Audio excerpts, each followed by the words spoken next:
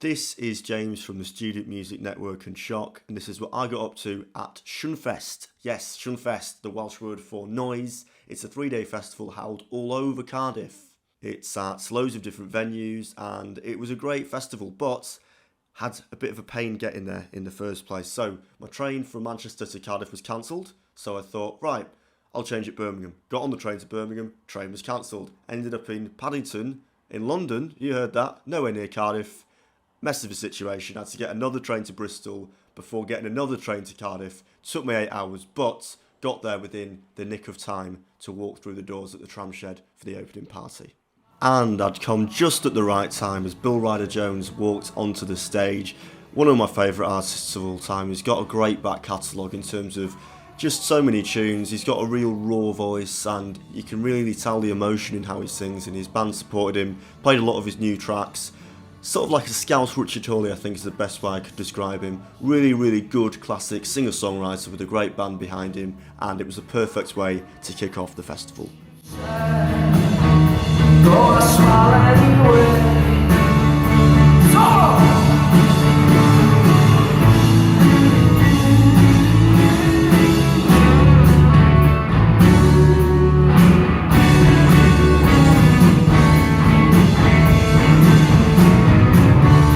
Up next were Dutch synth band Pip Blom, who I wasn't that familiar with before, but became one of my favourite bands of the festival. They've definitely got that New Order Kraftwerk thing going on, mixed in with a bit of wet leg and your modern indie side of things, but definitely got their own unique sound, loads going on there. Loving the keyboards, loving the bass, loving so much about this band, and crowd were loving it, and really was the best way to properly kickstart the festival with just a great band and a great crowd, and oh, it was great. Have a watch.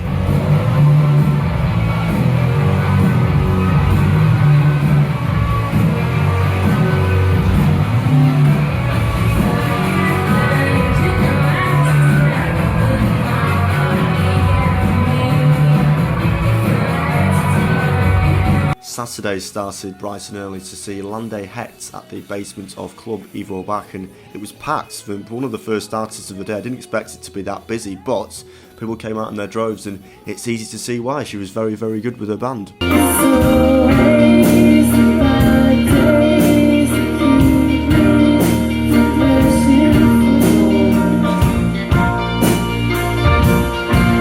Then it was upstairs to see Picture Parlour, and again there are bands that have been hyped up a bit recently.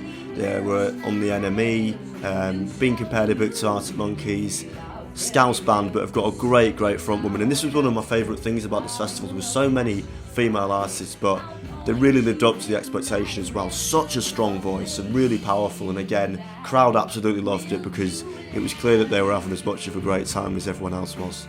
It's a scientific genocide.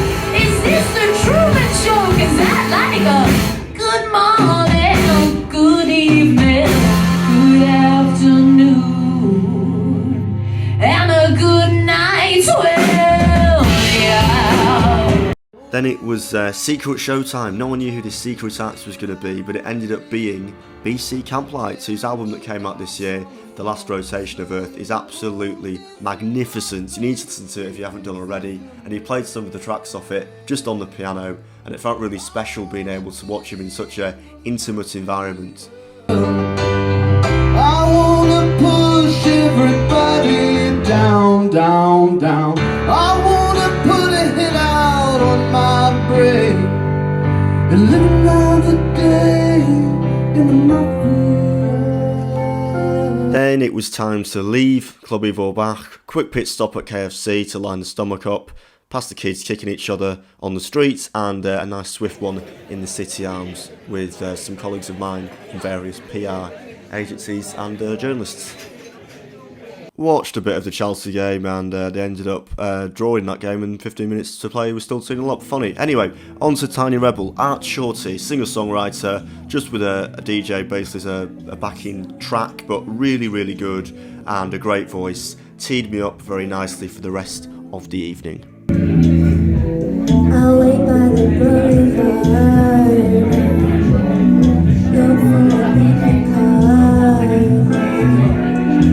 And the Interfuel bar, look at the attention to detail on the graffiti there in the toilets. You can tell a good gig venue from the graffiti toilets. It's to see Alpha, one of my favourite bands. Seen them about 4 or 5 times now. Welsh language, aggressive punk rock. Everyone's loving it. Sings in Welsh and also a bit in English as well. But just got such a great energy about them. And you can't go wrong with them. I'd always recommend to see them at festivals because they're always just on it every single time I've seen them live. Brilliant. Then it was back up to club to see Hack Baker. Again, almost like punk, reggae punk artist that, I mean, I got a tip off, said you need to see Hack Baker, he's very, very good. Pigs 7 were on at Tramshed and it was a very difficult decision to make, but I went with Hack Baker and I'm glad I went with that decision in the end because he got the crowd bouncing. Club loved him to bits and just a great show off, a great headline act to have at the end of the night. Take a look for yourself. Oh yeah!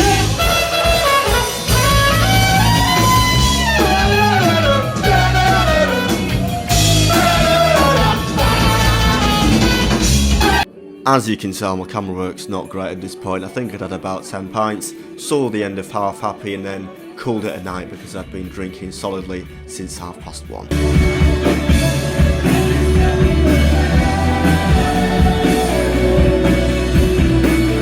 So I spent pretty much all of Sunday at Club Evo Bach. Started off with Argyll, who were a great, aggressive rock band.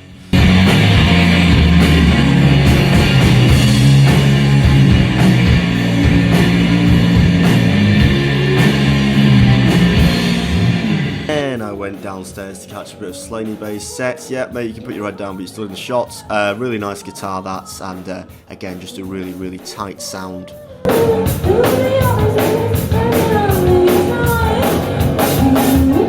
Back upstairs to see Muriel, who were a really good acoustic band, and then I had to get the train back to Manchester.